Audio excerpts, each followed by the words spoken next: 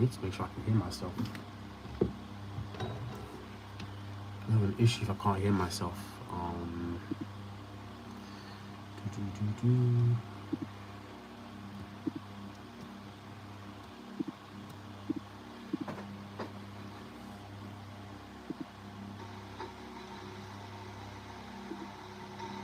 Hello. Hello. Okay. I love you too. Okay. Let me just pause this because I think it'll be crazy my record. Okay. So, Khalid, you can hear me, right?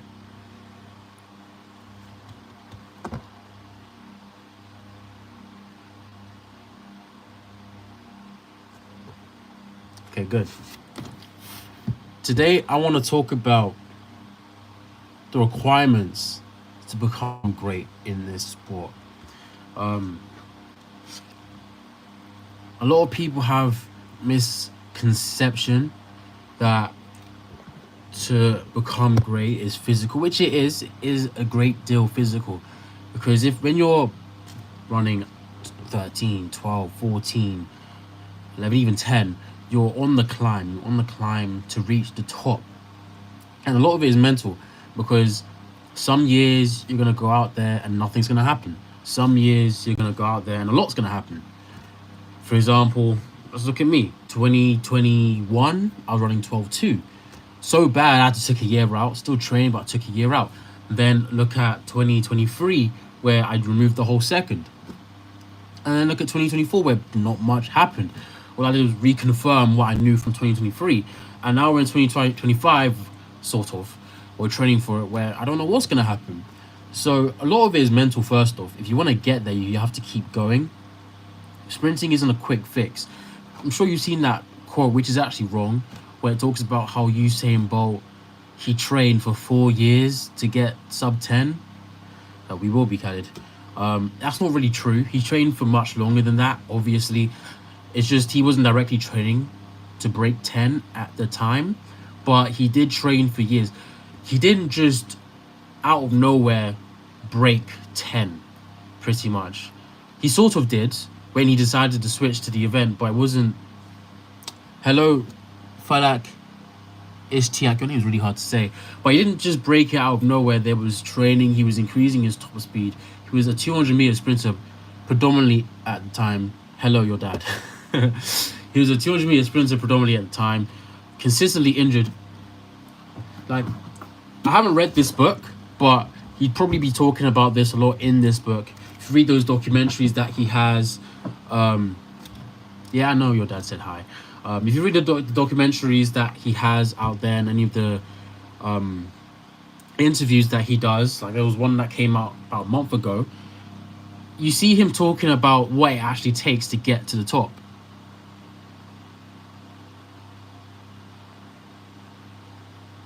Good luck. Good luck, Falak. I hope I'm saying your name right. But you see what it's actually like to get to the top. And considering the fact that it's Usain Bolt saying it, you see what it's like to actually get to the absolute top. Hello, mother. But in this book, The Mechanics of Sprinting and Hurdling, Ralph Man made this. Most of the people that watch my channel watch Noah Lau's his channel. So you should know Ralph Man by now. Once a year, Noah Lau's goes to him to try and recoup his starts. This man, for a period, and technically still is, one of the leading sources on sprinting. Not specifically coaching, but he does coach and he's meshed the science with the coaching very well. And it was a really great book. I actually really enjoyed reading this from cover to cover, and I come back to this every now and then. Something I've really noticed is that when I come back to certain parts of this book, I actually get faster, or I understand something better. But in the book, there was a few standout quotes that hit me hard, which really talk about how to progress forwards. One of those was the differentiator between elite and sub-elite times is not stride length, but stride frequency. What he's really trying to say isn't that stride frequency not stride length doesn't matter. What he's really trying to get at is, beyond a certain point, chasing stride length doesn't actually do that much. It's most of the gains come from stride frequency, but I'll talk about the stride length part first. So the reason why he says that is because a lot of the athletes in the NCAA, if you look at the times they run and the frequency and the stride lengths, you'll notice they run about 2.04, 2.08 meters for their stride length on average, which is about in line with what I'm doing.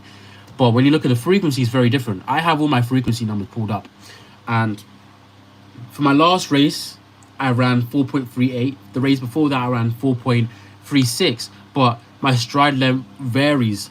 But generally, when it's at its best, it's 2.04 meters, which would go to show the differentiator between me and someone in the NCAA running really low tens isn't my stride length, though there is a small difference, which does add up. But it's not that my stride length is that much different from them. It's the fact that their stride frequency is that much better than mine. They have frequency of 4.7, 4.6. I've talked to some elite sprint or sub elite, but close to the elite level sprinters. Like one good example is Derek Kindler. I've spoken to him. If you know him, he was the under 20 European champion in 200 in like 2018, something like that. Spoken to him, and we actually, for some reason, he had his numbers, and I compared our numbers, and he was saying like how he does 4.7 hertz, which is the amount of steps he managed to get done in a single second, compared to me who's struggling to hit 4.4. If I was hitting 4.4, I'd be able to, with my frequency, I'd be able to run 10.7.3, I think. 10.7.3. So if you look at the difference, you can see that his frequency is really what's allowing him to beat me. He probably has some other factors that are also allowing him to beat me naturally. But one big thing would be his frequency. His frequency is just that much better than mine. So when you're trying to get to the top, once you get beyond 2 meters, which you shouldn't get stuck directly at 2 meters, most likely you're going to go break beyond it. For example, like me, 2.04, you should not try and chase greater stride lengths because it will be at the detriment to you. But you try and figure out how to get greater stride frequencies. How do you do that? Good question you did not ask. Well, to get greater stride frequency, that will come back down to relaxation. Because, again, in this book, it details how the airtime between you and me and an old man and Usain Bolt are all the exact same on average. The differentiator between how quickly we can move is how quickly our legs actually get off the ground. It's the amount of force we can produce. It's the ground contact time. The revolution, the time it takes for my foot to get off the ground and back on the ground is the same with everyone else's. But what actually happens on the ground is what actually allows the differentiator between me and everyone else. And also how long my foot stays on the ground. Because I can hit the ground and come off the ground early and have a ground contact time very similar to Usain Bolt. But the difference is he's producing enough power to have a longer stride while still maintaining that same stride length that he can naturally get up to. I can't get the stride length he has because he's just taller and has longer legs than me. But if we did have the same length limbs, you'd see that if I'm getting off the ground really quick and he's getting off the ground really quick, but our stride lengths are different, naturally he's going to pull away. To stay relaxed I'm getting to that actually. To stay relaxed whilst you're sprinting is very simple. Just stay relaxed. There's a few things you can do to teach yourself how to do that. So the first thing is sub-maximal sprints. Not so much like 60, 50% sprints, much faster than that. This is where the 95% sprints come from your coach, for example. Because beyond the first step, you don't want to be putting everything you have, because sprinting is power, and power is not strength. Strength is strength, power is power. You cannot confuse the two. We come back to ground contacts here. Strength would be like you're doing a max deadlift or a max squat. It's going to take you a lot of time to go through the entire motion. If you're trying to PR in the deadlift, you're going to be moving really slow. It might take you 10 seconds to finally achieve that PR. Whilst if you're doing half the weight, you could pull that up in a second, maybe even less, depending on how well you've been training your body to be able to move weight quick. which would be powerful.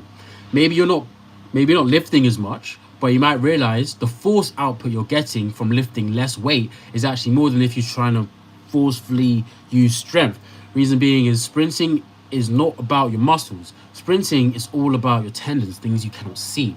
If you want to be a good sprinter, you don't want to be focusing on muscles. It's all about your tendons. The reason we go to the gym in the first place isn't to get stronger, because our bodies are already strong. The reason we go to the gym is to fix any muscle imbalances and to just reduce injury. Yeah, you might get a bit stronger, but it's mainly just from teaching your body how to move better, not so much actually getting stronger. The art of getting stronger isn't the main reason why we go to the gym. It's just for injury prevention, and it's to train your tendons so they can perform much better. Because the gym literally only translates to the first step, and there's been studies that show that it doesn't even translate that well. So if you really want to be able to get faster, you actually want to be focusing on how your tendons are operating, which you don't really have to be focusing on too much. All you need to be worrying about is how to stay relaxed. If you can stay relaxed, you're going to do much better. So Ben Johnson, people hate this guy, but I love him. He's such an interesting athlete. But not just specifically him, but because of his coach, Charlie Francis, he was one of the best coaches to ever do it. But they had a system where, and it's not just Ben that did this, there was a few other athletes that did this, like, for example, Florence Griffith-Joyner. If you look at her speed fluctuations throughout her 100-meter world record race, you'd see this happen as well. But Ben could change speeds, like hit different gears essentially, again and again and again, like maybe 10 times in a 100-meter race, because he's relaxed. Because once you hit your speed, you cannot go any faster, so being tense only slows you down. Because there's the co-contractions. If you look at my hands, when you're relaxed, your one side pulls in your body and then it pulls again, and you just go like a piston action and you move like that. But when you're tense, this side wants to move this way, this side wants to move this way, and it just can't move as quick, so you slow down. But if you relax, you can go naturally, and then when you sprint, you'll actually feel yourself get into a flow.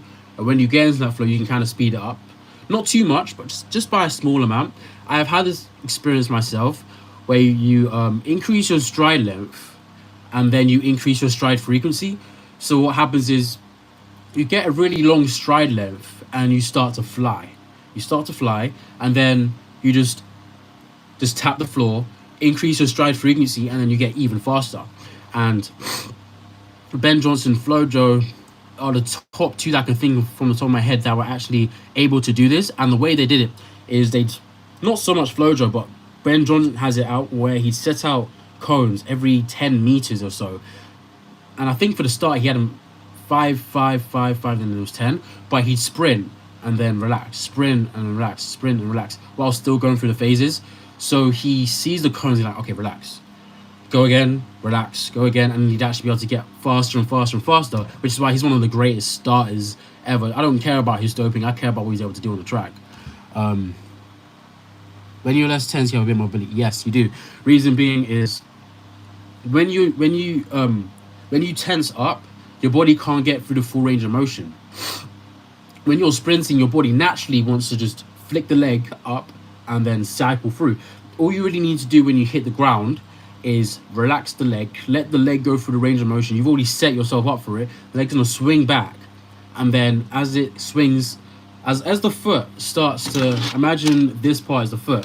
As the foot starts to swing up, this is your hip. As the foot starts to swing up to here, you want to start to pull it through. So it goes up like that, which is how most people end up sprinting. But you don't want to be trying to force the leg through earlier than you need it to, or later than you need it to, because if you do it later, then your foot's facing the ceiling or the sky, really. And if you do it early, then your stride length cuts short, and that would be tension. Whether you realize it or not, getting the timing wrong is technically tension. When I run, should I lift my thigh up? I normally just try to move my legs as fast as I can. Yes, you should lift your thigh up. Reason being is, if you just try and... Sprinting isn't about trying to move your legs as fast as you can. It's trying to displace your hips as fast as possible. And that isn't always moving your legs as quick as possible. Sometimes that's longer strides, but figuring out how to make those longer strides as fast as those shorter strides that you're making. For example, if you're having a 1 meter stride going up against someone who has a 2 meter stride, you're going to get left very quickly, like out of the blocks left, because they know how to move their body at a similar rate to you without having to waste all of their stride frequency on doing it. A good example is me against Eve. Someone like Usain Bolt. People say he wasn't really that good of a start. In a sense, he wasn't, but he was quite good technically. But I would get left out of the blocks by the first 10 meters. I think I'm like zero point 0.3 seconds behind him by the first 10 meters on a bad day for him. Reason being is he just has much better stride length. And yes, his long legs does slow him down, but he never gets left out of the blocks, very rarely. At the end of his career, fair enough, he did. But at the start, not so much start, but when he was at his peak, he never got left out of the blocks. He was always at the front with everyone else, or even ahead of them, because he figured out how to maximize his stride length but keep his stride frequency. Because as long as you don't try to overextend your legs, your frequency will not change by much. It's going to stay about the same. I can give you some proof because I've got data on myself, if I can find it fast enough. Let's see. So where is it? So I'll use the 100. So I've got data from 2023 to 2024. I didn't do any for any earlier, partially because I can't find the races. But a good example of what I mean is in my 11.68 race, my stride length was 1.92 meters and my stride frequency was 4.45 on average. Compare that to the end of the season, where my stride frequency was 4.43. It dropped by a small amount, albeit yeah, I did have a tailwind, so that did help me. But my stride length was 2.04. So I've improved by, what's that? 0.12 meters, so about 12 centimeters each step. But the frequency stayed about the same. And because of that, I have a big difference in my time. That first time was 11.68, all the way down to 11.06. And the frequency stayed about the same. And if you want a more accurate race, you can look at my 11.18 with legal wind, where I went from, with the previous race, 4.45 to 4.38 frequency. And it's also, again, 2.04. So we've gone, again, from 11.68 to 11.18.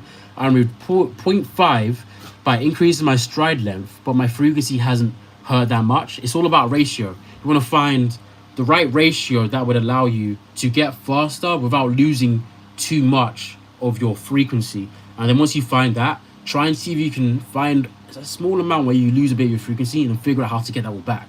And that will just come with time. And how do you stay motivated to keep discipline and stay consistent? What I do is I just find ways to try and entertain myself with the sport. I've realized I really love to compete. I hate training, but I love to compete. I don't hate training so much. I like the speed part of the training, like running really fast, like all out. I love that. I enjoy that. But I don't like how sometimes I see myself stagnate and stay still. I hate that because it makes you just feel like, what's the point? I'm not going anywhere. I don't like this. Even though you should really just think about, well, have you competed? Do you know where you are? If you don't know where you are, well, then who knows? You might be faster and you don't know. But it's just sometimes you feel yourself stagnate. You don't really like it. But the easiest way to stay motivated is remember, this is life. In the real world, stuff doesn't happen overnight. Sometimes it does, but it's very rare. Usually there's a lot of experience and training that happened in the background that allowed you to make a really quick turnaround. It takes time. It's never going to be quick. You might not be seeing progress in what you're looking at, but you might be having tunnel vision. Maybe you're trying so hard to improve your top speed for the 100 meters, but you turn around and you realize you're able to hold your top speed for much longer, and your 200 meter time has improved. A good example is me. Look at me last season. Last season, my PB was 11.18. End of the season, it was also 11.18. But my 200 meter time went from 22.94 to 22.67. You can't just look at track in just one view, because most people don't just do one event, and it wouldn't be recommended to only do one event. You do multiple. So just look at it in an overall view and see what you've done. For example, I really don't like 200s much because I'm not that good at the bend. But I do like 11.18. 11.18 is my 200 meter time. And my 200 meter time went from 22.94 to 22.67. You can't just look at it in one view, because most people don't just do one event, and it wouldn't be recommended to only do one event. You do multiple. So just look at it in an overall view and see what you've done. For example, I really don't like 200s much because I'm not that good at the bend. But I've done so much work training on the bend. I can't wait to go out and actually sprint an outdoor 200 because I want to see how how well I can transfer what I've got in training into competition on the bend, because the bend's my worst part. But I feel like not so much that I mastered it, but I've gotten very good at running a bend now because I just spin straight off. And I really can't wait to see that. And that's progress. Progress doesn't happen every day. It happens every now and then. A great way to see yourself progress is I don't have it. I don't want to take it out, but get a journal. Get a journal and write down how things are week by week, how you feel, what you see, what you notice, what your coach says, or anything really, anything that you think is valuable. Because when you write stuff down on paper, you actually see what you consider valuable for that week or that day, and you can take that into next week and see what happens. Because it's one thing your coach to tell you to do something like, yeah, I'll try and do that next week when the session's done. But it's another thing to have that on paper, seeing yourself write it down and be like, okay, this is what I actually need to get done. I need to do this if I want to get faster so I can progress. That's one thing. Another way to stay motivated and specifically consistent is to compete a lot. The more you compete, the more you realize where you are. And I see indoors as just tune-ups for outdoors. Indoors doesn't really matter, I'll be honest. Once you, if you're a professional athlete, you probably only want to try and get a 60 medal once. It doesn't really mean much. Like, no one cares about indoors. For example, like a decade from now, we're gonna be shocked by Christian Coleman's starts, but we would not be able to count how many indoor gold medals he's won for the 60. We wouldn't even care. But if we talk about how many times he's won outdoors, we would start like peeling up. He's like, oh yeah, he won in 2019, all that other stuff. So indoors, use that as a tune-up to figure out where you are, so you can make your training better. Because when you see where you're bad at, you can try and fix that. And these fixes usually come quite quick, so you can see progress really fast. And when you just hammer that, you just see yourself progress and progress and progress. So by the time you get to outdoors, you see you have a massive shock. It's like, wait, I'm running 11.5. How am I running 10.6 now? It could happen. That such a big jump would kind of depend on not just how good your coach is, but how good your training group is. But you get a point. Something like that could happen. I mean, from high-ish 11s, mid 11s to mid 10s. Not so much from 12s or 13s to low 11s. That's really possible in any old group. I don't think there's much difficulty to pull that one off. But to stay consistent, just see yourself go. I like to think of it as competition, not just between me and whoever I'm competing against, but whoever I train against. Because some people that were slower than me are faster than me now, and it's like I just mark them. And I'm just doing what I did in 2023, where I don't, doesn't happen much 'cause I don't get to train with them as much. But when in 2023, the way I got faster was whenever there was someone faster than me, like the faster person, I would follow you everywhere. You're training this, I'm training that, and I consider it a W, even if you're working on technique, if I pass you. And then I just got better at doing that. Better at, like, let's say the coach says 50%, I might pushing it at 60, and I'll try and pass you at 60 whilst you're also pushing 50%, and I'll try and do the technique. Say what you want, but it got the job done, clearly. And I'll just try and move myself closer and closer to you if you're running away from me, and try and stay close and close, and just eventually surpass you if I can. Because if you're better than me, if I can do what you're doing at your level, like right next to you or even ahead of you, I know when I open, if I haven't opened already, or when I next compete, I can see something really interesting because I'm just leaving you behind. If I'm leaving you behind now, imagine what's going to happen next year if I can keep up this momentum. If there's someone new that comes who's faster than you and they're faster than me, do the same thing, and you just keep going down. Try and find someone to chase, not just in the same training group as you, but just someone in general. Like, just, you'll notice something, but there's always that one person that you just, maybe they didn't do anything to you, but you just don't like them. You just don't like the person, and they're faster than you, or they're around the same level as you. Just don't let them win. Just don't let them win. I don't know where we are, Khaled. You might be faster than me. You might be not. We'll see. But just don't let them win. Don't let them win.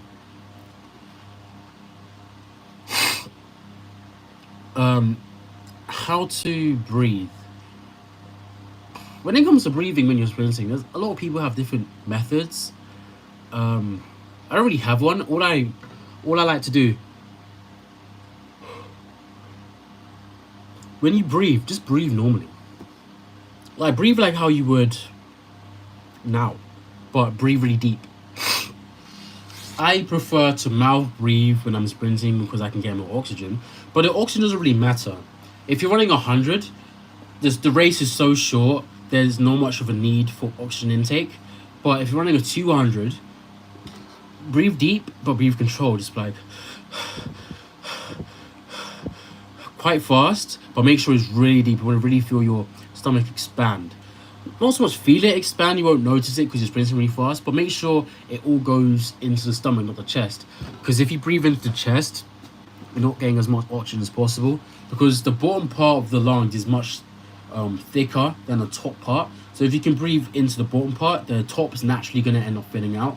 So compare breathing to the top where you've only got about this much oxygen to breathing directly into the bottom where you got like that much. You can see that much. You get a massive difference in your performance. Not so much massive, but you could see a quite quantifiable difference. The issue is with breathing is there's not much of a reason to focus on it because breathing doesn't really affect your sprint that much because the race is over so quick. Even in a 400, yeah, it could be 40 to 50 seconds, maybe even longer, but most of it is still anaerobic. Your body can't. There is an aerobic function, which is great. Focus on that, but most of that comes from base training and just working your aerobic system. Breathing just allows it to happen, but breathing isn't really going to change the game for you so much. I don't focus too much on breathing and just focus more on just sprinting. Really, just don't rush your breathing. Go. Don't hyperventilate, but make sure you get full long breaths. There's not much really else to say about breathing because it's not that big of a deal, but full long breaths and just trust yourself. I'm not so much. I think I've heard about that. You get more oxygen in nasal breathing, but I'm not sure if that really applies. When you're doing physical activity. Reason being is when you're sprinting, oxygen again doesn't really matter, and your body is very efficient. And if my body naturally wants to use my mouth instead of my nose to breathe when I'm sprinting, not just sprinting intensely, but training intensely, I think there's a reason for that. Because my body clearly deems it more effective than breathing from my nose.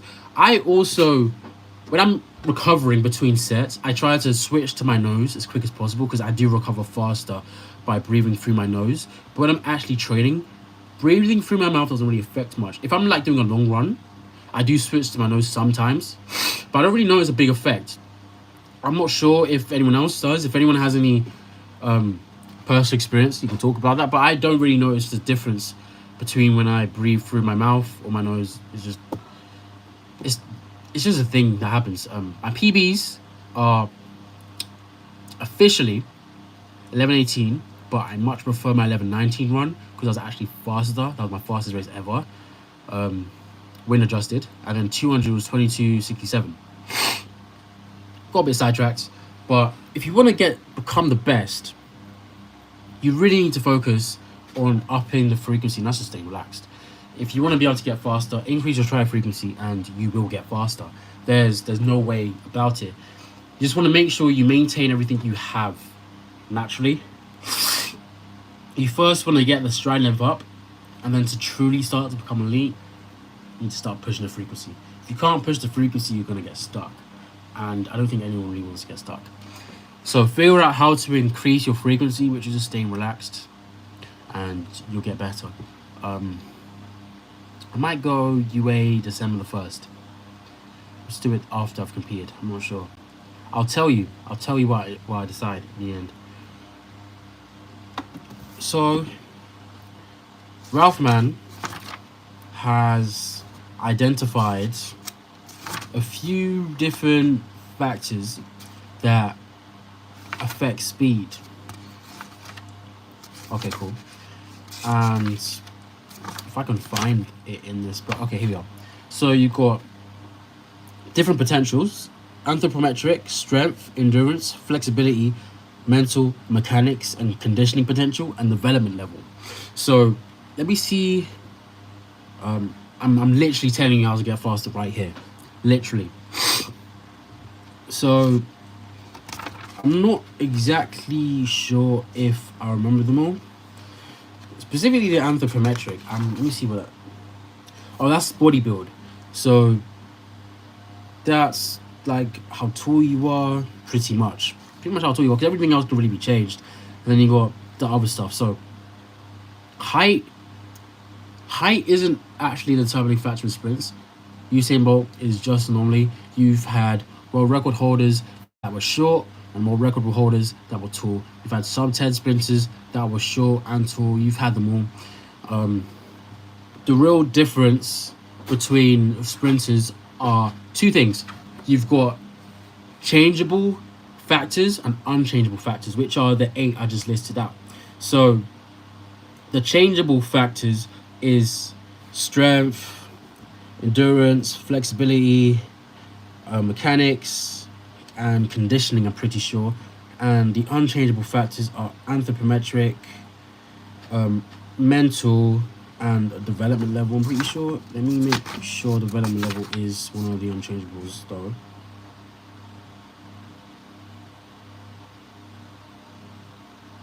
No, development, yeah, it can't really be changed because it's a combination of everything else. This is why Sue was able to do what he did. One day, Khaled, one day. And this is why Sue was able to do what he did, because he focused on all of these factors to achieve his 629, and eventually it was 6, no, sorry, not 6, 983, I'm pretty sure everyone kept running 983 that season. But that's what he did, was he realized I can't get any taller, and the height isn't a factor, it's about the leg length. Once you know your leg length, you can figure out what your max stride length is, which is whatever your leg length is from your hip to your ankle, 2.5 times 2.7. Take notes. I'm just dropping gems. 2.5 to 2.7. And once you've got that, you now know what will be the differentiator between where you are now and the elite level. Because you need to get to that. And once you've gone to that, now you need to increase your stride frequency to the peak. Once you get your stride frequency to the peak, now you know, okay, I am most likely one of the best. Because let's use me for example. Mine's like 2.5 times my stride length is not my stride length. My leg length is 2.13 meters, which means I'm off by 0.09 meters. The numbers are a bit hard to take, so I don't really focus too much on those. But once I get there, in 100, I know, okay, everything is going to be stride frequency now. And that's pretty much what Sue needed to realize, which is what he did. He was already a frequency guy to begin with, but what he was missing was just that elite ground contact times, because he had great acceleration, but beyond acceleration he starts to fade. You can even see it in his 983. Everyone just reels him in bit by bit over the final 40 meters, and that could have been avoided if he was able to just whip off the ground very well. But to get to the top, you need to, let's start with strength. So every potential is different for everyone, just like how height is different for everyone. Some people are 5'2", shame. Some people are 6'5", well done. That's just can't really be changed much beyond 21. Once you're beyond 21, your height's not really going to change. What you have to do is figure out how to use what you have to your advantage. If you're short, you have a crazy amount of frequency. You can build mass very well, and you just turn over so well. It's crazy. Oh, my PB 11, 18, and 22, 67. So if you're short, you can turn off really crazy. But if you're tall, you can't very well. But you can if you just get through everything. If you can just maximize everything. Because to become an elite sprinter, everything needs to be there. You can't have anything missing. So the first part is the strength potential. You need to be as strong as possible, because if you look at, no one else has a lot of footage out there that you can look at, and a lot of other sprinters as well. But you see what these guys are moving in the gym. Compare that to yourself, and they're like doing maybe double what you're doing.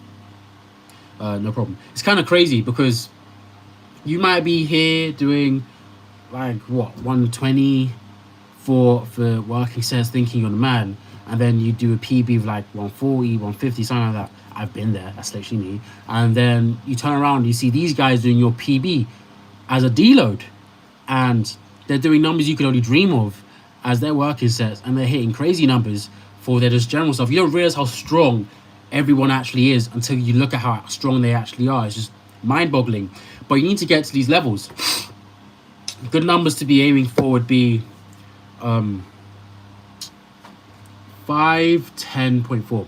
Good numbers to be aiming for would be stuff like being able to squat 200, back squat 200 kg, something similar, maybe like 160 for a front squat, though that's debatable if you even need to do that. Power cleans, try to get to 140 kilograms as quick as possible. I'll talk a bit about 140 in a sec if I can find it. Deadlift isn't really that big of a deal, but be able to at least deadlift 200 kg. What's important isn't so much about the number, but about the ratio to body weight. You really want to have as much muscle as possible, as little fat as possible, and then have as much power per kilogram of muscle, so you can do a lot of stuff. For example, being able to do 200 kg on squat is not impressive if you weigh 100 kg, but being able to do 200 kg when you weigh 60 kg is like, wow, because that's what, 60, 120, that's more than 3 times your body weight. And when you're sprinting, you're putting in at least 3 times your body weight into the track. So if you could do something like this, you'd be like, wow, okay, I'm really strong. I just need to convert this onto track, which can be a bit difficult, which gets you onto the first force velocity graph. If you can convert this into velocity, then you can see yourself excel. But something what I'm noting is some people are stronger than others. It's just genetics. Genetics isn't that big of a deal as people make it out to be. You can have poor genetics and still do very well on the elite stage. But as long as you push to the brink, to the absolute best, you will be able to pretty much break 11 if that's your end goal, and probably start really pushing into the 10s. But you just need to make sure that everything's good. For example, a lot of good sprinters can bench more than 100 kg. Here's me playing around on like 70 for sets. My best ever was I'm gonna take that 90 kg for 1 rep. Do you see the differences? It's not that I'm not weak. It's not that I'm weak in bench. I just don't bench. Maybe I should bench. Maybe it would help me if I move forwards. Not specifically for sprinting, but for central nervous system training, which would benefit sprinting. The endurance potential, might be shocked to hear this, but in 100 meters, there's about 30% of the race. Well, on the race, 30% of the energy you get is from the aerobic system ish, maybe a bit less, but that's still quite sizable. And no matter what your endurance potential is, you can maximize that 30% fairly easily. So you could do well in 100 or a 200, and the ratio goes up if you go to a 200.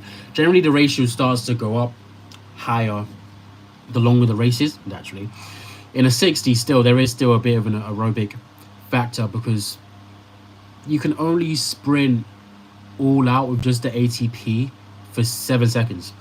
And even though that's the case, there is no situation where there's only one energy system working.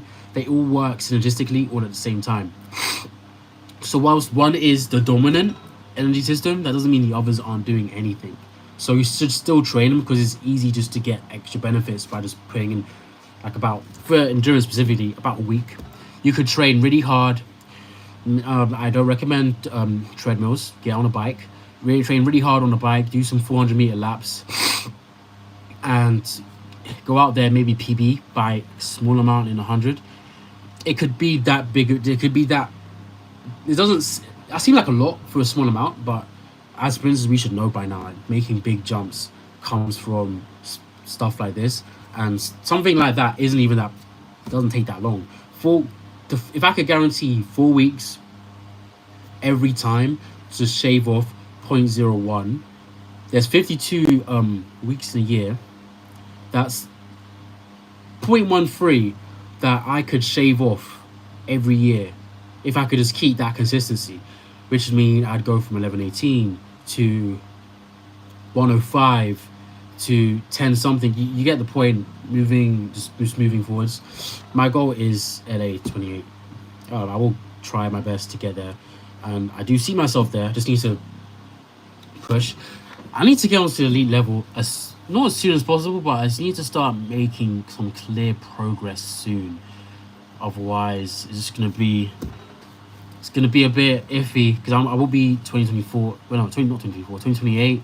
I'll be 24, and by then you should expect me to be close to what my best times are. And if I'm not there, it would be a bit iffy. We'll see what we're doing when we're there, but yeah. Endurance wise, it doesn't take that much to max that one out. You really just want to max out all these potentials. Flexibility, that takes a bit of while, but it takes a bit of time to max out. A few months, really, a lot of training on it. Don't sleep on flexibility because it's very easy to get injured when you sprint if you don't have the full range of motion, because your body will try to go through the full range of motion anyway because of how ballistic sprinting is. And if you don't have flexibility, you're going to get injured. If you don't train the flexibility, your body will lock out. It won't be able to get into deeper ranges of motion, and that's gonna lock you up. Because let's see, let me grab some resistance bands for this. I love talking about the flexibility potential because it's so easy to visualize. So say this is your muscles. Let's say this purple one's the hip, and actually no, this green one is your hip, and this purple one is the hamstring. Yeah, this purple one's the hamstring. No, let's use quad. So naturally they want to stretch. You can't really see it properly, but when they move, they just naturally want to stretch. That's just how they move. But the muscles can't stretch very well if they're not mobile, because what's going to end up happening is the hip is going to pull on, I can't hold this for long, but the hip's going to pull on the quad, and when it pulls on the quad, you're going to want to try and stretch when you're because sprinting, well, just not even sprinting, but movement, to be powerful and strong, it's not about producing a lot of forceful action. It's all about your muscles and your tendons, how they perform, and they're not rock solid. They're pliable, like these resistance bands. They work. Your whole body, when it's moving quick, works elastically. So that's whether that's your muscles, your tendons, or even your bones. Your bones do have a degree of elasticity. So if you can be mobile, you won't get this pull. And when you get this pull, essentially, the hip, the green one, will pull on the quad and will lock it up, which would mean maybe you've got this much. Look at my fingers, about that much to work with for the quad compared to what was initially that. And maybe for the hip, something similar. You're supposed to have all of this range of motion, but it just gets locked up and nothing can really happen. You kind of get stuck and rigid compared to me being able to just move my hand really well with the bands, because that is literally how your body is going to be moving. And there's a lot of research done to show correlation between improving hamstring mobility and speed, but not much has been done on the hips. But the few that have been done show that when your hips are locked up, they're tight, they're balled up, they can't produce as much force, and just gaining mobility can take time off of your sprint. Just even your, not even your 100-meter time, but just a 30-meter sprint. So if you can, and it's not small amounts, this is quite sizable for the distance. So if you can remove large amount of time just by effectively doing nothing, you could expect to see some nice forward movements if you could actually just improve your flexibility. And There is, again, limitations. Like, I'm not hypermobile and I probably never will be, but I could just flatten out into a pancake, get um my chest to touch my shins doing a hamstring stretch. I should be able to get my hamstring to touch my calf whilst doing a hip stretch. It should be possible. I should be able to get straight deep down into a lot of these positions, because these are the positions that the body can naturally get into, and you should just naturally be able to get into them just by training your body over time. Because you can, something that a lot of people don't know is flexibility is actually a form of strength training, because strength training is really just flexibility but in a more intense form and manner. So you can improve your flexibility by using weights to force certain muscle groups into deeper ranges of motion. It's just simple maths. Not simple maths, sorry. Just simple physiology. If you bend over with a barbell or some dumbbells and you keep the hamstring stretched, like using the RDL, you would notice that you're stretching your hamstring. Not only you strengthen it, but you're stretching your hamstring so you can actually get more range of motion out of it. Do something similar with your quads, though you might be a bit scared because it is quite scary to like lean back to stretch your quads, but you could do something similar with all of your muscles. And you do with your biceps, your triceps when you do bicep curls. You just need to just teach your body how to open itself up, and you do get micro tears in the muscles just by stretching. You just need to do it and see yourself improve, because flexibility does improve your mobility, just not as well as you would if you was in the gym at the same time.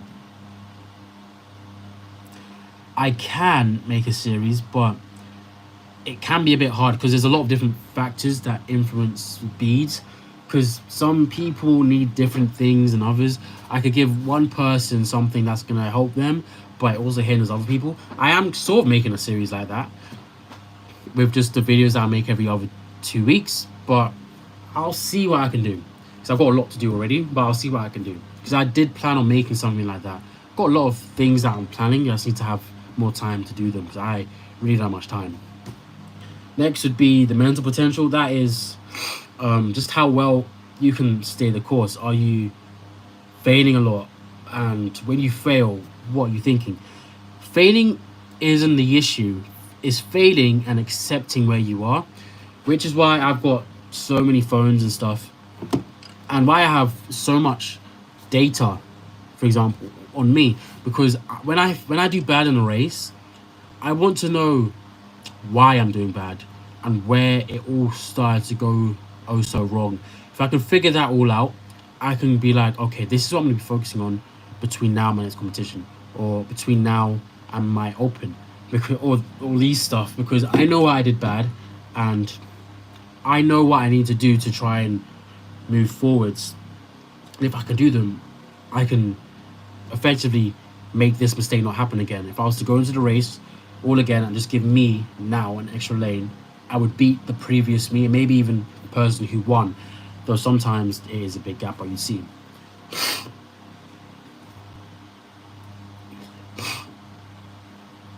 What what do you think is the issue of your 100 meter? Type that and I'll come back. Next is mechanics. A lot of people have poor mechanics. Mechanics ties in with flexibility, which is why in some of my old videos I would talk about how you can have certain mechanics, sprint mechanics, and start to improve, but once you get to like a point 3 improvement, you're pretty much gonna get capped out there. Reason being is the mechanics, you get them, you improve. You improve your mechanics, you get them, your time goes down, it gets better, and then you get more efficient with that, and then you shuffle down further. But once you get really good with that technique, you can't improve anymore until you make a breakthrough where your time drops again and you keep going. And to improve your mechanics, you just need to be textbook. So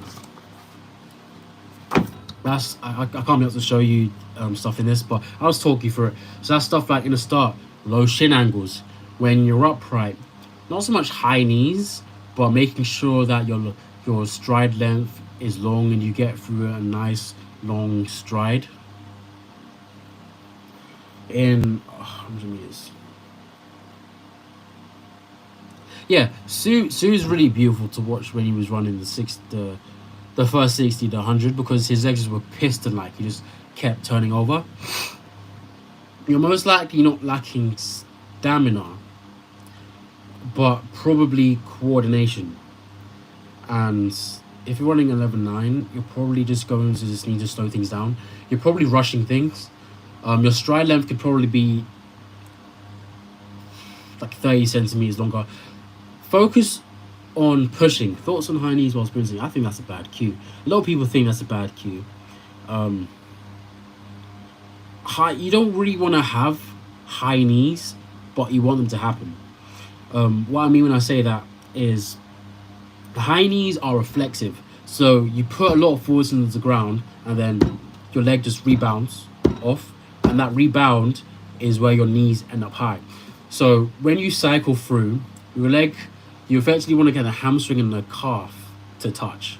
And when they touch, you want to pull them up, and you want to pull them up to about in line with your hip or just slightly above, which would be high knees. All that does is allow you to have space to attack the ground, whilst also ensuring that the foot that's on the ground right now is able to get the maximum stride length that it should be able to get.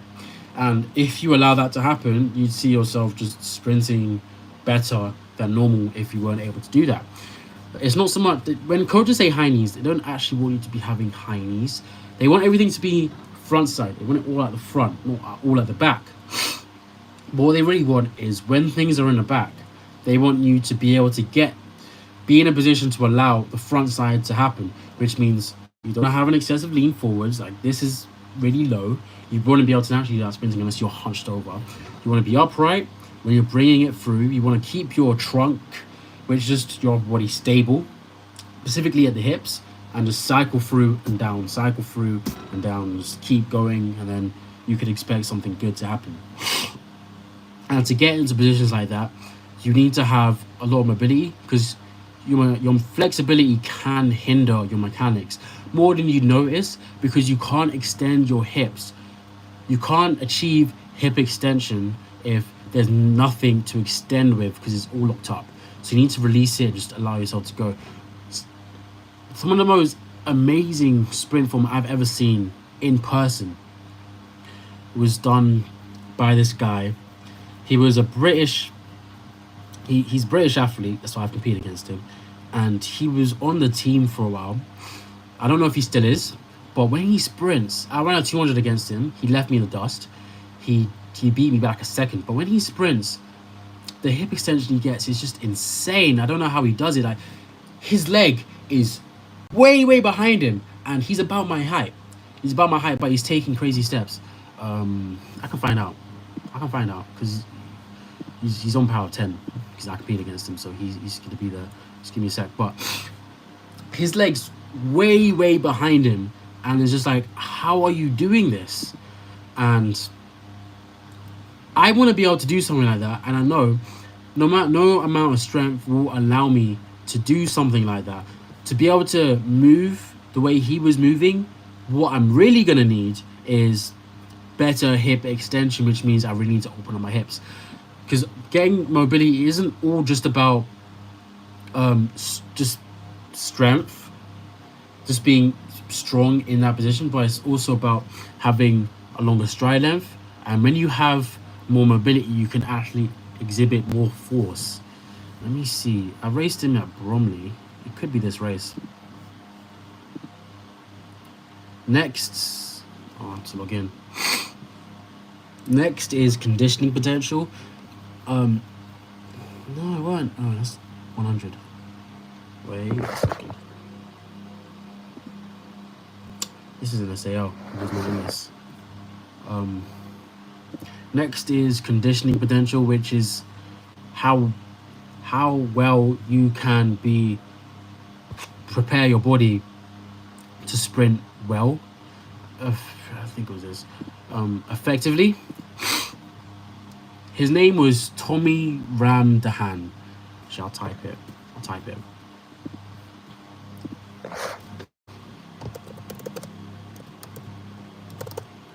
Pretty sure I'm spelling it right.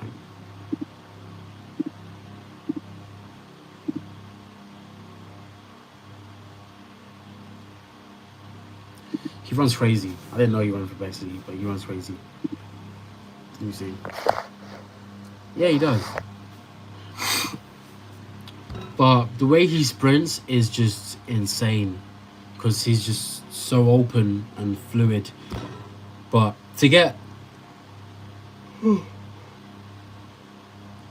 It's probably not going to continue much longer. But to get good conditioning, that's all about making sure that you train well. It's just doing the general stuff in the gym, but it's making sure you don't leave any stone unturned. You're strong, you're powerful, your aerobic system is on point. If you do all three of those, which doesn't seem that much, you can get a lot done, because that's pretty much all you really can do in the gym. And then when you're on the track, it's your anaerobic system. Is that firing how it's supposed to be? I never knew that. I can. So first is The Mechanics of Sprinting and Hurdling by Ralph Mann. This is a very good book. I've got a few books that I have on track that I find really interesting. But I think, if I'm being honest, a lot of these aren't necessary. I have these just because I want to make sure I've left no stone unturned. But for the average person, I would say if you want to get faster, I'm going to pull out 3 books that I think are good. So I'll start with this one, the blue one. This is the one I've been talking about so far. This taught me, I knew a lot before I opened this book, but when I opened this book, this taught me so much. A lot of the information I had was from spending way too many hours on YouTube, way too many hours actually opening up research papers and going through them, and way too many hours just looking at other people's sprint technique, analyzing it, trying to figure out what worked, what didn't work, trying to see what made the best and what made people like me garbage. And this book helped me order everything that I knew. There's 7 parts, and of those 7 parts, as a sprinter, only 5 of them matter, and it's do hurdles. And probably one of the best books I've read all year. The next one, by Ralph Mann, someone who helps coach no one else. The next one is The Science of Speed and the Art of the Sprint. And this is by 2 very famous people. The first one, Tom Tellez. May not be a very well-known name, but he was the coach of Carl Lewis, and he's pretty much what allowed Carl Lewis to make the best. Everything he did. Then the next one is a very well-known name because it is Carl Lewis. Carl Lewis also helped write this book. To what degree, I don't know. And there's a first person who's Christopher Arellano. Don't know who he is. I have started reading this book. Just a bit. I'm probably going to start from scratch, but I have started reading this book.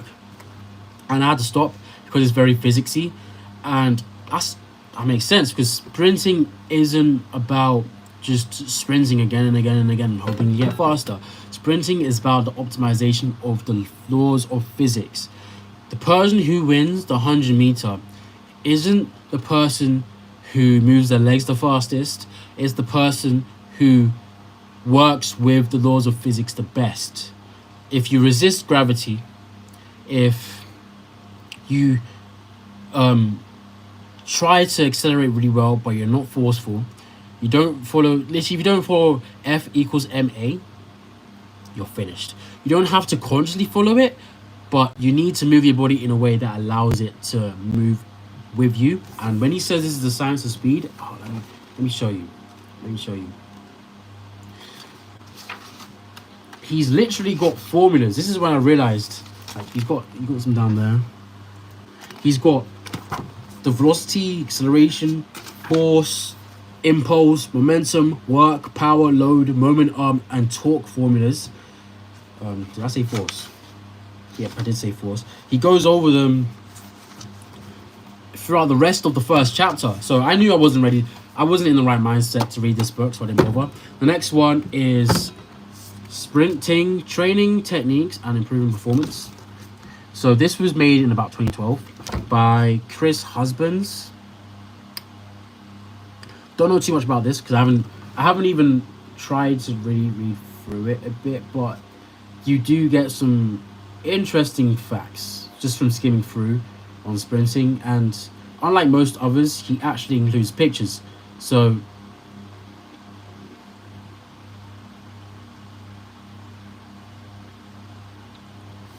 so you can see a lot of stuff. And he also has some times out here. Let me show you the book in case I didn't do that already. I can put these I can pin these.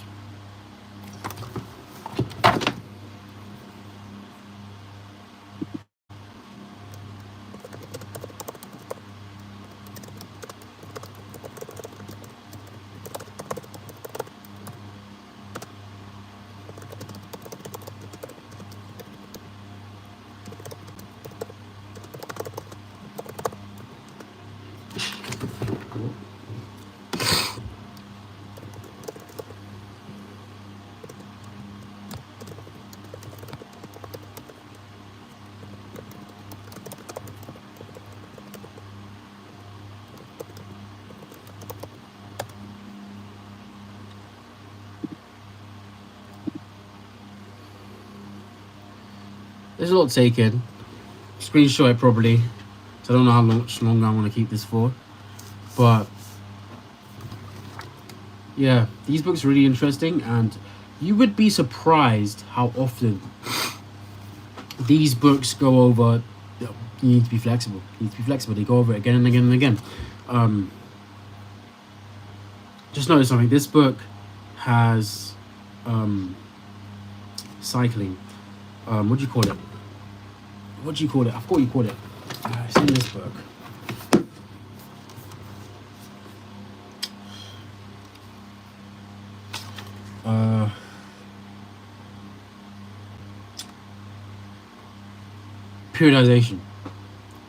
Periodization.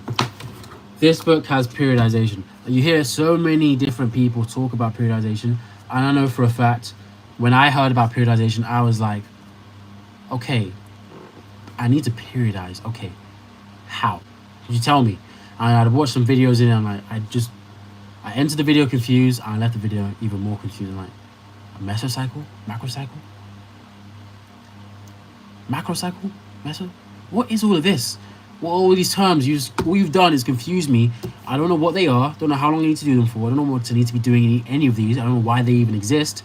But I read this other book, which is Strength Training for Speed. It talks nothing about sprinting specifically. It does, but not really. But it mainly talks about the data behind sprinting and how to actually get stronger for speed. And this book goes over periodization. I'm not going to put this down, so I don't think I need to, because I feel like this book would probably be much better in that regard, because it mainly focusing on the sprint stuff, which would probably be more useful. And it might have some gym stuff, I'm not sure. But if you want to figure out what periodization is, just get all three of those books. They all focus on something different, but they definitely offer a lot of benefits.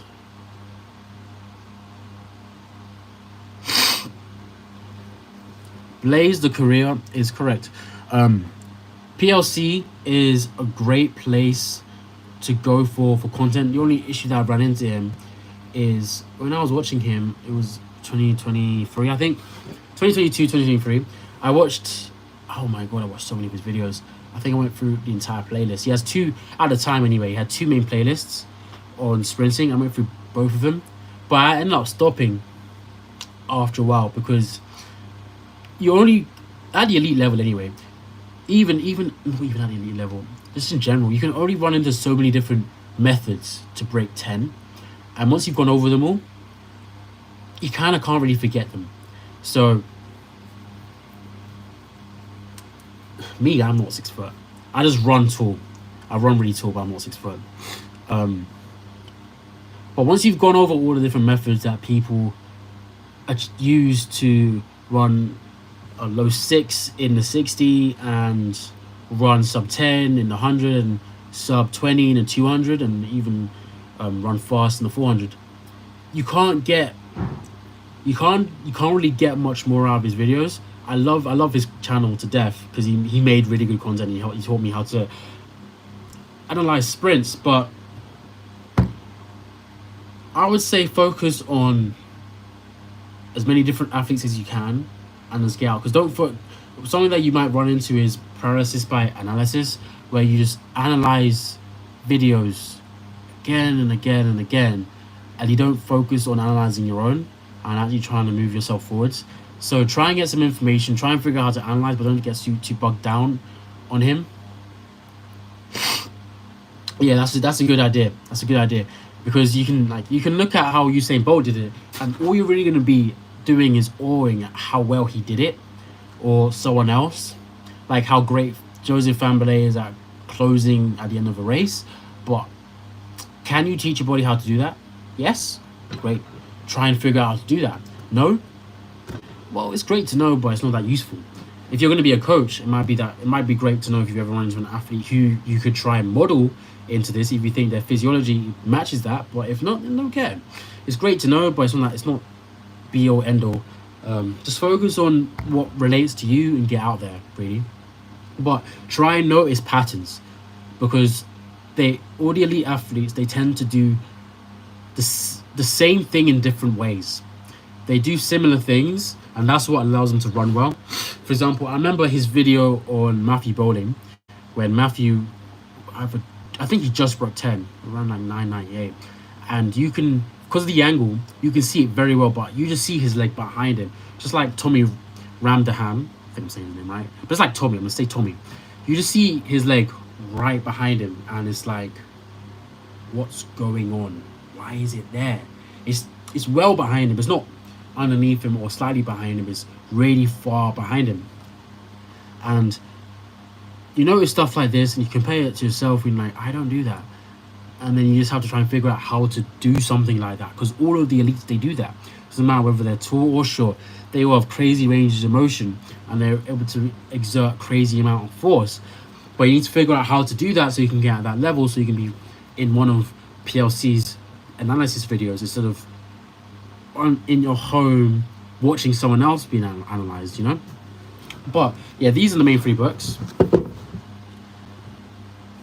It's interesting, they're actually ordered by thickness, but this book goes into so much detail. It's insane, and they're all pretty well. I'm not sure about this one. I haven't looked at this to know, but I know this was written by a level 2 world athletics coach in the UK, so he's pretty much going off of the qualifications and knowledge he's learned to make this book.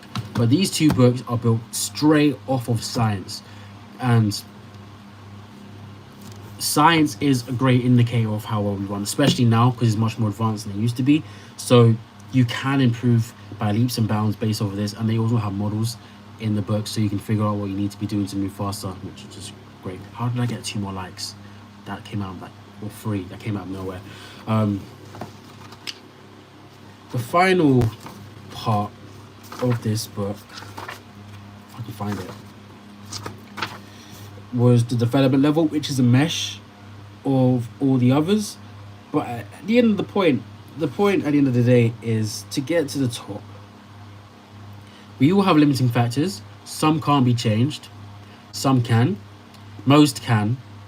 Push to the top and reap benefits. If you ever notice yourself stagnate, look at where you are. Are you focusing on strength, endurance, flexibility, mental, mechanics, or conditioning or development? And see if you're zeroing in on too much on one at the expense of the others. Mental might not seem that big of a deal, but look at South Powell. South Powell is a bad example, because people like to say he choked in races. He wasn't choking, he was injured. It was time, like, you might be surprised, but pretty much all of the elite athletes early 2000s were injured. Tyson Gay ran 969 with only one good leg. He ripped his groin. Johan Blake got his hamstring injured in 2013, though everyone knows that because the internet was more prevalent by then. Usain Bolt had extreme scoliosis. Not many people know about his seasons before 2008. though I think more people are figuring it out now. But he was in the 2004 Olympics, and for a 4 year stretch, he just underperformed for 4 years because he just kept getting back injury after back injury after back injury. And 2008 was like the first proper year where he had no injury, so he's able to properly go at it. I love Asafa. Asafa's a great athlete, but if you can ignore the injury and just take it at face value, it seems like Asafa just didn't have the mental capacity to hold out when he was running his races because he'd always fumble. It wasn't that he was struggling, he was injured. But if you look at it like that, he ran his fastest times in random places. But by the time he got to the big leagues, he fumbled. And it was kind of because he would get injured progressively as the season. He is my favorite athlete, one of them. As he'd go through the season.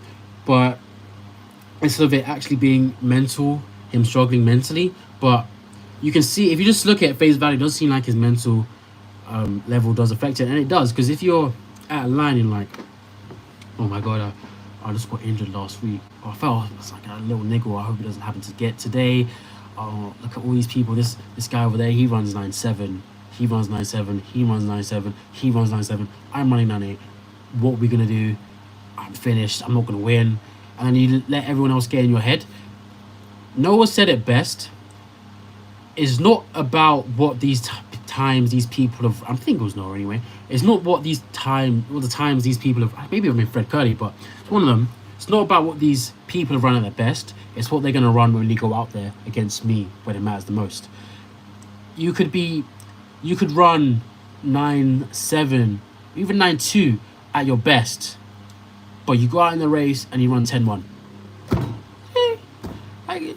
You seem so great, so big. Your PB's this insane thing, but when we both line up against each other, I drop a 9.8 and you drop a 10.1.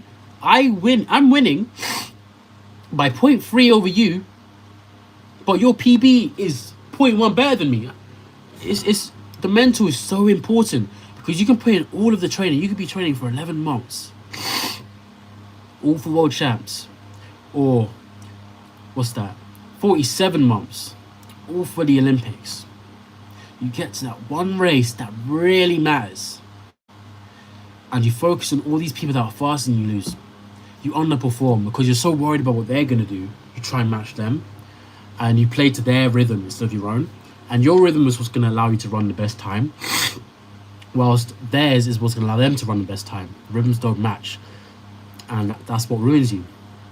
Which kind of happened if you saw the race, the 400-meter hurdles, where Sydney McLaughlin just left everyone, and then Femke Bol tried to match Sydney. She didn't play to her own rhythm. She was doing so well throughout the entirety of the season, but the second she saw Sydney got into her head. She's like, she's at the Olympics. She just broke her world record, her own world record again, and now she's about to break it at the Olympics. You know it's going to happen. You can't let her run away from you if you really want to get gold.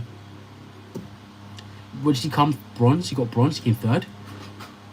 I think.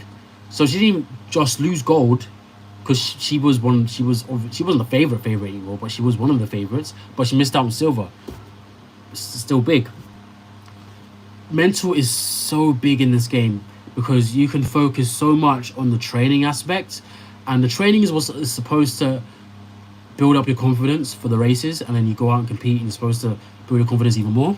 But if your mental game is weak, if you go up against someone who's running times well out of your league and you start worrying, you're going to falter if you focus so much on them. If they're going to leave you behind, let them leave you behind. Usain Bolt actually said it in 2012 to, I forgot his name, but when in 2012, Jamaica tripled in the 200. They did 1, 2, 3, and he was talking to the guy who came third, and before the race, and he said, I'm gonna go out there and I'm gonna get out like a rocket. I'm gonna fly by you. Don't worry about it. Don't try and chase me. Just run your own race. If you run your own race, you're gonna run very well, and that's what we need to do. That's why if you look at my times on my Power of 10, you see crazy consistency, and then a few times I just drop off. Not because my mental game on the day is off, but yeah, one way is the one. Yeah, one way. Not because my mental game's off, but because I've had so much consistency.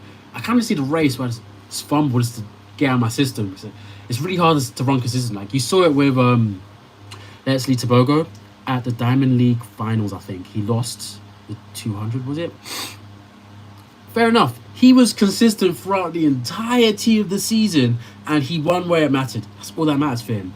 But the reason why I'm able to stay so consistent, and a lot of athletes who can stay so consistent are able to, is because who's in lane 1 or lane 8 or 7 or 4 or 2 or I don't know, 11, though there's not that many lanes, doesn't really matter. What matters is who you are in your lane, how ready you are for your race. The PBs of everyone else is great to know. The season bests of everyone else is also great to know, but it does not matter. It does not matter. What actually matters is, can you move as effectively as you've been moving in training when the gun goes off? That's it. That's it. If people leave you behind, if they left you behind, you're not going to catch them. They have a higher top speed than you, clearly. The only way you're going to catch them is if it's either a 200 and you just know this guy very well. You know his top speed's great, but he doesn't hold for long, so you might be able to catch him at the end. Or it's a 400 and he just rocketed out of the blocks. For 400 it's 50-50. Maybe the guy's just that much better than you. But if someone's leaving you behind in 100, they have a higher top speed than you. You tensing up and trying to chase them is not going to make that much of a difference. You cannot surpass your own top speed in a competition. You can go a bit beyond what you'd normally be able to do in training, but you cannot really greatly surpass it. So let's say you're running, your top speed is like 10.4 meters per second, which would be about 11.7, I think. And you're going up against someone whose top speed is 11 meters per second, which would be about 10.9. That's not a gap you can make up.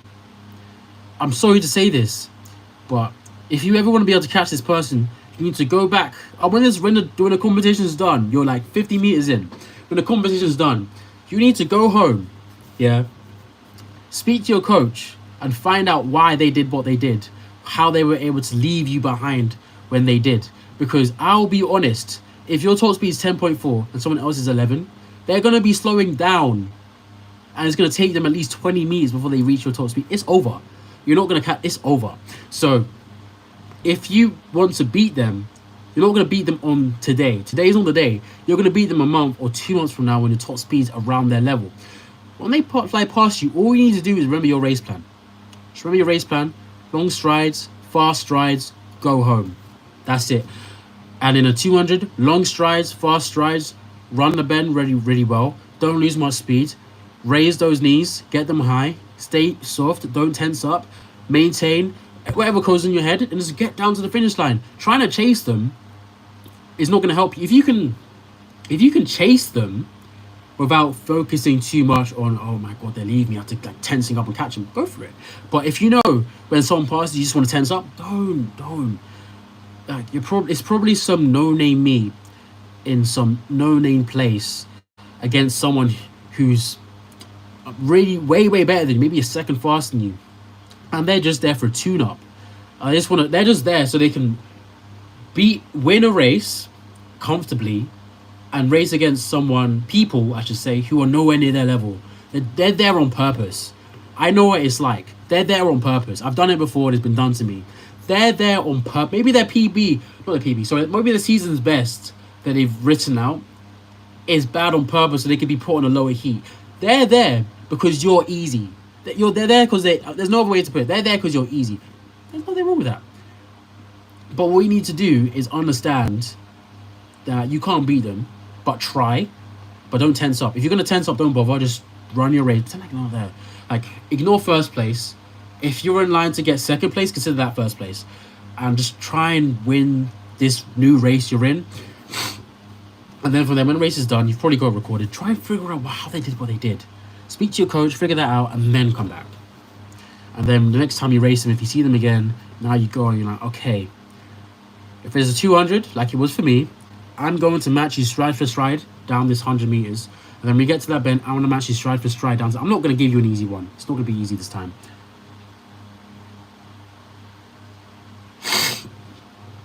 What exercises could you use for technique? I've already made a video on A skips and B skips. That is a great one. To improve your technique, you're gonna need two things: a track, not so much a track, but just a location and a coach. If not a coach, yourself with like books to show the right technique. And you want to be sprinting, not all out always, but sometimes like 50%, because your body needs to learn. You want to teach your body how to do the technique where it's comfortable. So I like to think of it: first start off walking, then start off jogging, and then move to sprinting. I'm also gonna be leaving soon, but once you go from walking to jogging, you want to slowly start to speed it up until you get to sprinting. Once you get there, then you're like, oh, okay, my technique's improved, my time's dropped. For getting faster in endurance for the 200, calisthenics won't do it. Calisthenics can sort of make you stronger because it teaches you how to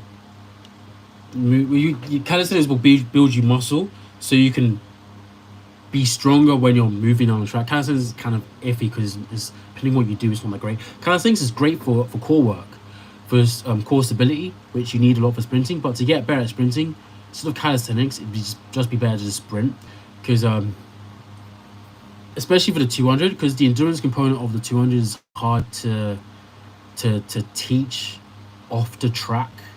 You need to actually go out there and sprint. The more 200 you do, the better you get at 200.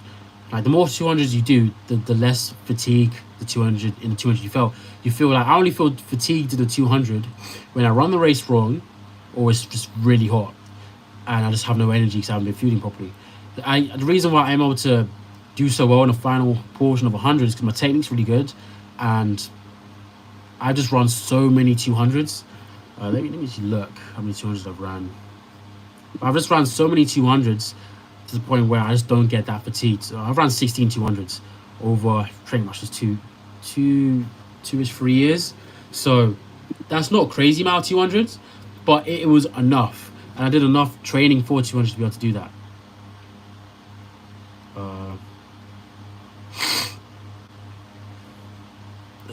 For the muscle memory and muscle mass, it depends on what exactly the question is.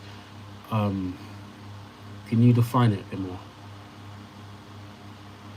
Because muscle memory and muscle mass is a question that you normally have in the gym if you're a general gym goer, or if you're like a power lifter or a limit lifter.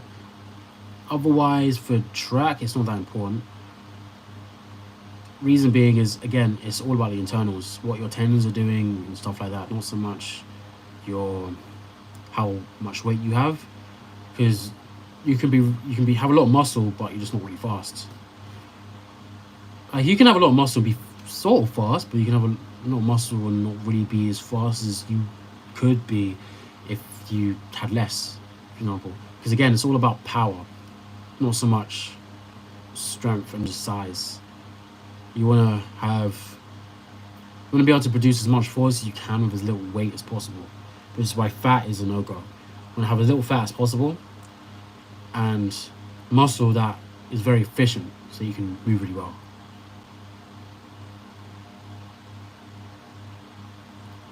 I'll give you a minute, because after that I'm going to leave as well. It's my phones are about to die.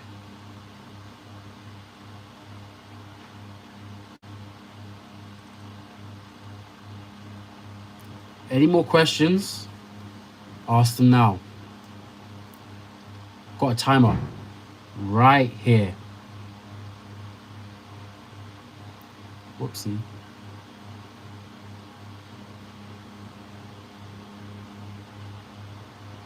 After this timer, I am gone.